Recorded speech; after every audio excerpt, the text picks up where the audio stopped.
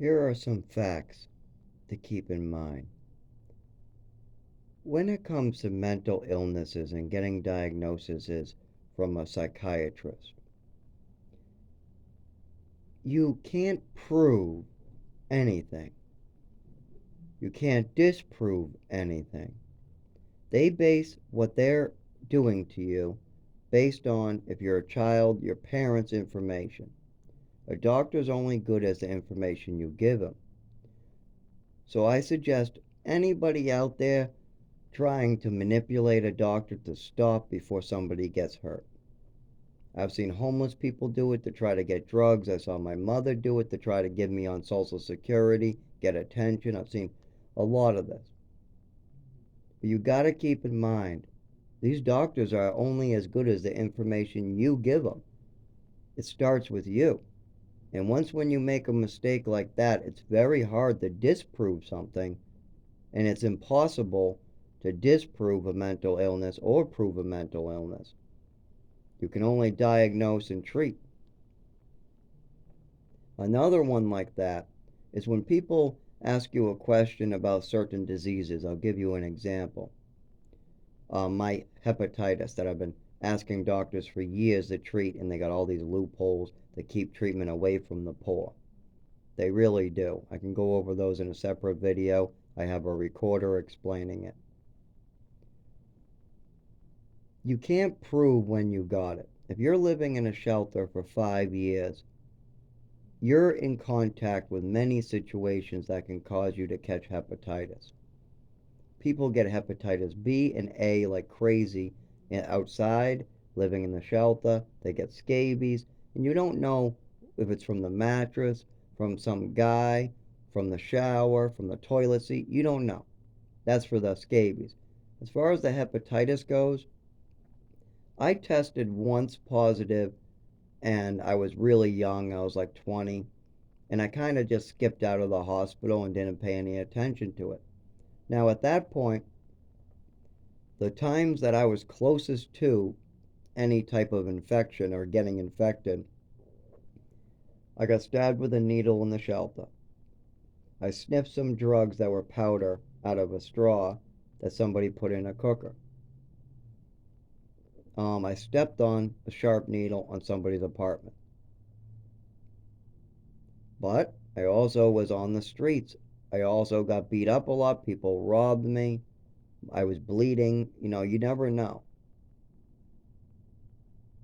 And as well as, I'm not sure when I was tested before that.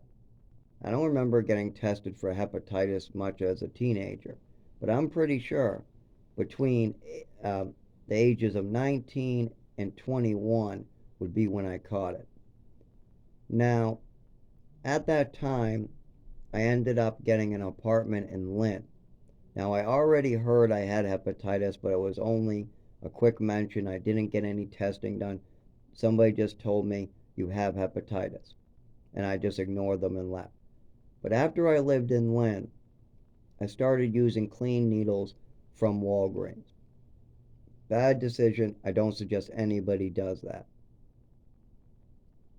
Now, could have I got hepatitis from those situations? Absolutely. I didn't have any tattoo equipment. I had no way to explain this to people, and nobody does. There is no definitive proof how you catch these things. So after that, I just told people it was from the needles. It's the easiest explanation. Blame it on yourself. Take responsibility for your actions. But see, some things have to be figured out, thought through, and have to be kind of diagnosed, or have to go through the scientific process. You have to go through and figure it out. But you can't just prove something sometimes. It's not like trying to figure out gravity, where you prove that if you throw up an apple, it's going to come down. By the way, gravity also has not been proven. Yes, it's a thing, but it's a theory. If you actually look up the science on gravity, it is considered a theory, and there's a reason for that. You can't actually prove something you can't see. That's why gravity is a theory that everybody accepts as proof. But it's actually not proof. Proof comes from a different standard as a theory. Like I have a theory that I caught hepatitis in the shelter. But is that proof? No. I have evidence and clear-cut memories that clearly point to me being drugged in this neurological condition starting at age 7. But is that proven? No, there's no way to prove it. Even if somebody came out and admitted they were doing it to me, that's still not proof. So you have to keep in mind that there are some things that can't just be proven. You have to use evidence-based theories. You have to collect that. You have to really use the evidence and the proper scientific method to try to figure out certain things. Like gravity is a theory, not proof, but we know how it works, how it exists. We know if we throw an apple up, it comes down. And we know if we spin a bucket, the water's going to stay in the bucket. That is the scientific method, and that's how we get the theory of gravity by Isaac Newton. But there's a lot more people who have contributed to that. Actually, there was a lot about gravity before Isaac Newton really wrote about it. There's a lot of contributors to science, and a lot of them don't get written down in history. Like a lot of people don't realize Thomas Edison used to steal his ideas and just get to the patent office quicker. He used to do that a lot. He would see somebody else's work, put it together quick, and get a patent before the other person could do so. You got to keep that in mind with a lot of things. There's evidence, there's theories, there's clear thought and a clear mind. 2 plus 2 equals 4. Yes. You can add two things together and figure out what's going on. But if you're looking for proof in everything in life, you're going to be sadly disappointed, because you're going to know very little and you're not going to understand what's going on around you. You're going to have an unclear mind, and you're going to believe in maybe some types of delusional theories or delusional ideas. I can name plenty of people who believe in delusional ideas. And that's not healthy for the human body or the mind. That's why you got to look at things objectively.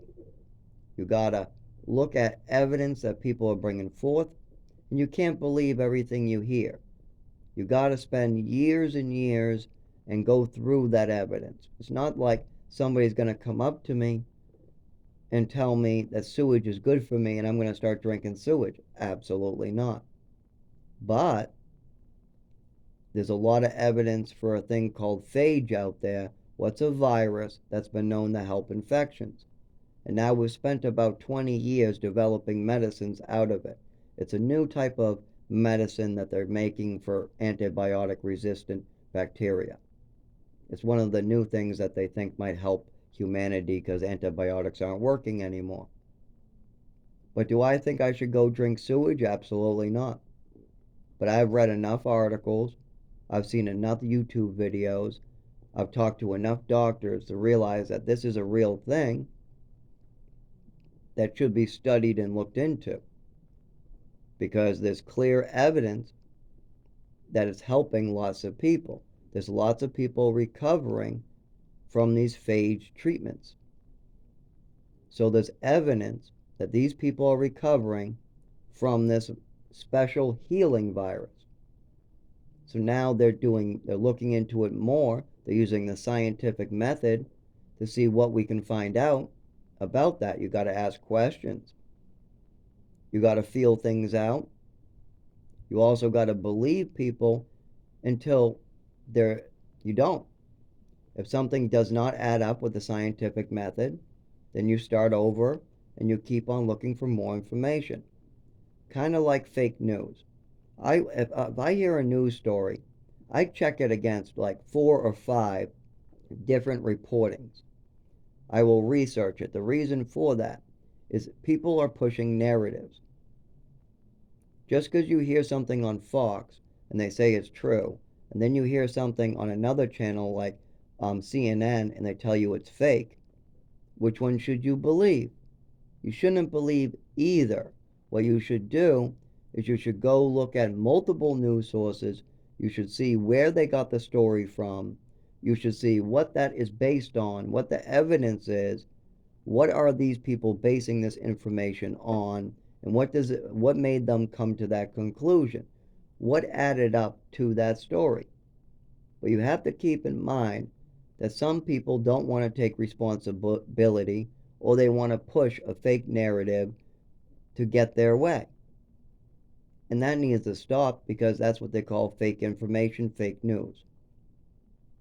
Now, what I'm basing my diagnosis of my neurological condition on is 25 years of suffering, 25 years of things being done to me, 25 years of falling down, hitting my shins, shaking, cold affecting me, doctors telling me diagnoses like coordination issues. I mean, all different types of stuff. As well as I'm seeing a medical professional now. I'm also seeing at least 20 different medical professionals online, reading what they have to say about these symptoms. And that's how I base things on. You got to spend years. I've spent 25 years figuring out what's wrong with me in this neurological area. And I still don't have all the information. All I can say is I have a neurological disorder that I've had since age 5 or 7. And I can tell you evidence that was happening at that time. I can tell you what was going on around me when these events happened.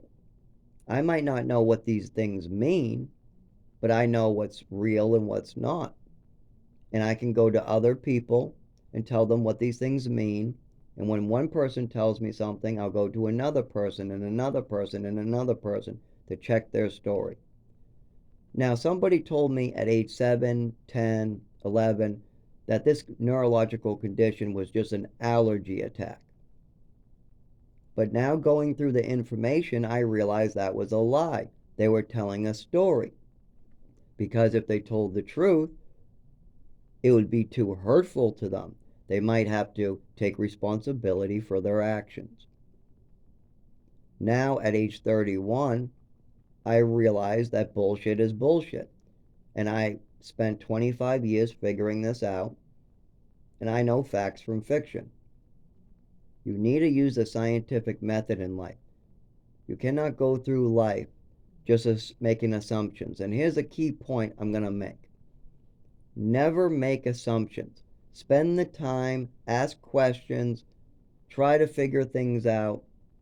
Don't just make an assumption, because when you make an assumption, you make an ass out of yourself and others. Also, if people are giving you good information, they're trying to tell you something, don't ignore them. They might have information that you don't have. They might know something you don't know. I've met many people that were really annoying, but I've learned things I didn't know from them. I have learned all different types of things from people that I really don't want to listen to. I really don't want to hear them. Some of them have mental health disorders. Some of them might be drunk at the time. But you know what? Sometimes they have a good point. Sometimes they have information that can be helpful. And when they have information that's new that could be helpful, then I take that information and double check it. I ask more questions later. Hey, remember when you told me this? I have a question about that. How about this? How about this? Oh, that's interesting. And you have to keep an open mind too. And you got to spend time figuring things out. You can't just jump to conclusions. You can't deny what's going on. You need to have a clear mind. And there's a good video I put a link to that talks about how to have a clear mind. One thing you got to be careful with is some of these pharmaceuticals. We have a pharmaceutical crisis in this country. They're being pushed on people who actually don't need them. And there's people out there that need money. Money is the root of all evil. and it causes a lot of problems. And you have to keep that in mind. Like, I bet a lot of my listeners think that we were surprised attack on Pearl Harbor, that there was no reason why in Hawaii we were bombed on Pearl Harbor. It was just that they were crazy and they just came and bombed us. That would be an assumption. When you go into the research, you find out on declassified files is the government has come out and clearly stated this, and there's multiple different sources, multiple different people in the military that clearly state this. Not only were we warned, we also sent planes and explosives to China. And then China used those planes and those explosives on Japan. And then only a couple months, or more than a couple months, a few months later, they bombed Pearl Harbor. Now, is that a coincidence? Absolutely not. But see, our government has a narrative to push. They don't want to tell you the first part. They want to tell you the second part. Once when you hear the other side of the story, once when you hear what the Chinese people have to say, the Japanese people have to say, and what the Americans have to say, things make more sense. But if you just listen to one side, it doesn't make much sense. It doesn't. Why would somebody risk all their men doing this? Why would they want to wake up a sleeping giant? It doesn't make much sense to do that.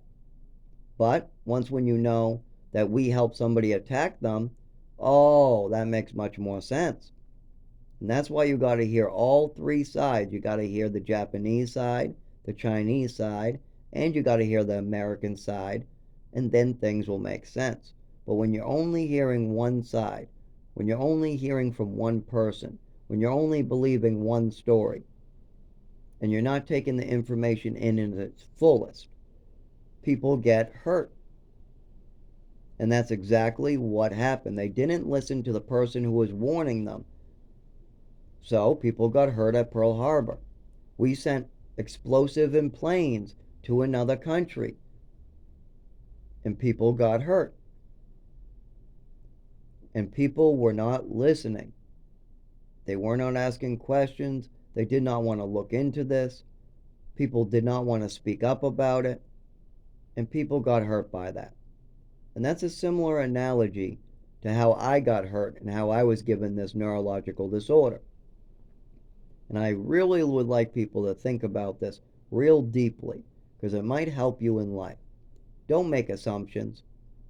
See every side of the coin. See every side of everything. Do your research, ask questions, and then you'll fully understand what's going on. But until you do that, people will continue getting hurt. Even if you don't think they're getting hurt, even if you don't think you're responsible, you could be. You throw your frying pan out the window and you think that that won't do anything. But then it gets into the water. Then it gets into somebody's tap water. They give that tap water to their child. And next thing you know, that child grows up and has some health issues. You might have done that with that frying pan. That's a push. Obviously that's a push, but you can see how this stuff happens. One person does something that they find small and insignificant. I said that wrong, but that's all right. And then that causes a chain reaction of events that can get people hurt. And it happens all the time in society. People don't think of their actions fully. And if you're doing a good action, you're doing something good for people, and you get hurt, that's okay.